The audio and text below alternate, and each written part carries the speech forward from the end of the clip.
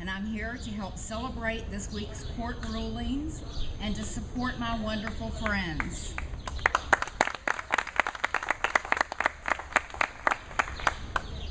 As someone who was born in the deep South, and I mean deep South, not Virginia, I have seen and heard lots of bigotry of all kinds. When I was growing up, blacks weren't called blacks or African Americans. They were Negroes or colored people or even the N-word. Little boys who wanted to grow up to be nurses were sissies, and gays were queers. I was in the 7th grade before I had a black classmate, and he was the only black student in our school. And this was 13, 14 years after Brown versus Board of Education.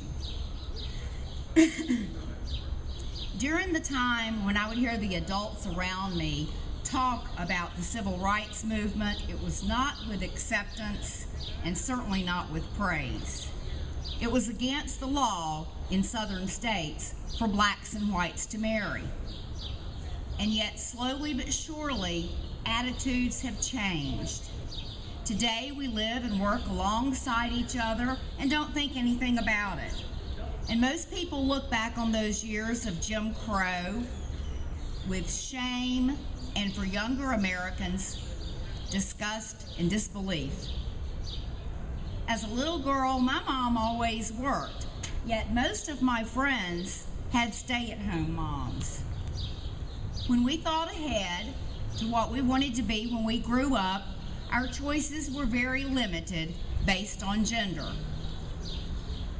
We had policemen and postmen and firemen, and doctors were men and nurses were women.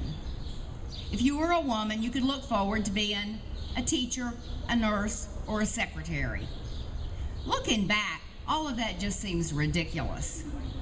One day, hopefully in the not-so-distant future, those opposing gay marriage will have become accepting, and people will wonder what all this fuss was about.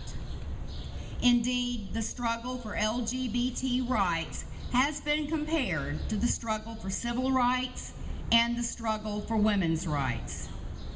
As President Obama said in his last inaugural speech, there is no separating LGBT rights from the struggles for equality for women and people of color.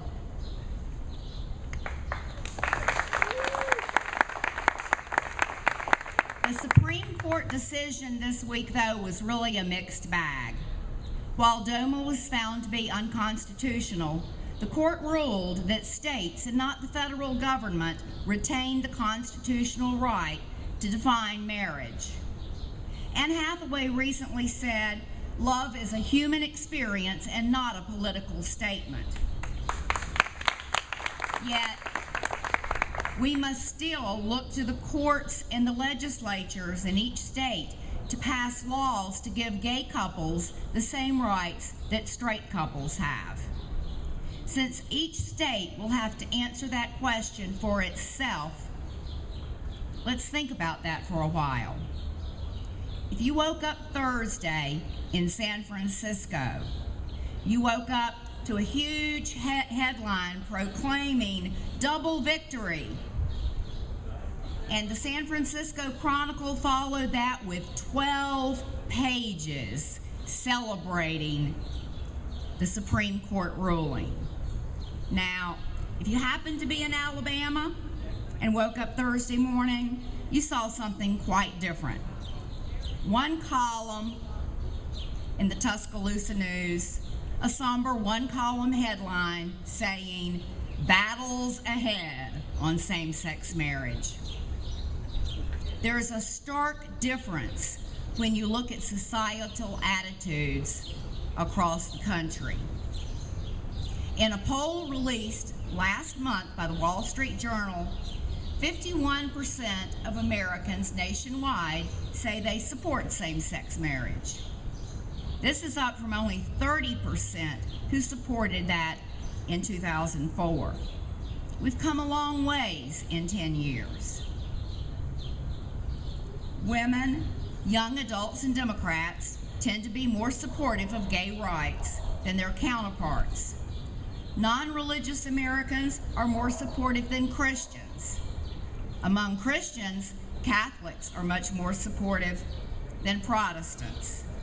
Residents of the South are far less supportive than those in the East, Midwest, and West. In the New England states, a full 62% polled said they support same-sex marriage. People in the central southern states, like Alabama, Mississippi, Texas, Louisiana, expressed greater opposition. 56% say they are still opposed, and only 35% support. White evangelical Protestants, by a 2-to-1 margin, think homosexuality should be discouraged. So what can we do? Studies show that people with the most negative attitudes about LGBT rights say they don't personally know any lesbians or gays. They have lived in areas where negative attitudes were prevalent, especially if they lived in those areas during their adolescence. They tend to be older and have less education. They tend to identify as more religious and express traditional and restrictive attitudes about sex roles. It's easy to see that in many cases, much of the bigotry will die out as the population ages and dies off. Not something that I'm looking forward to. As people are able to be more open about their sexuality, more and more people start to realize that they do have gay friends. They just didn't know it. And they will become more accepting.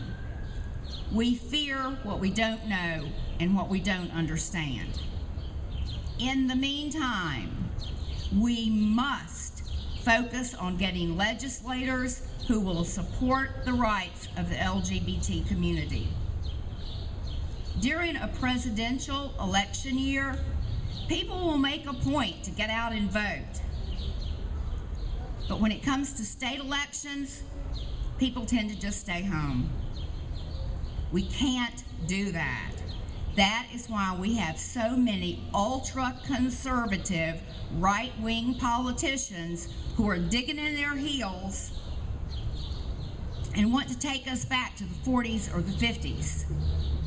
Virginia became a laughingstock last year.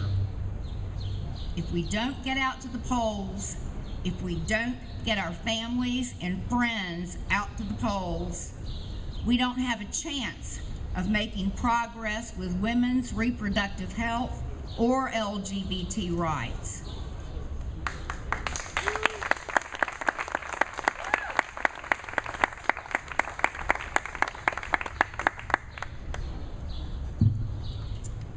When it comes to public speaking, I'm more like Marco Rubio than Wendy Davis, I'm afraid. In closing, I'd like to repeat a quote I ran across recently that I really liked.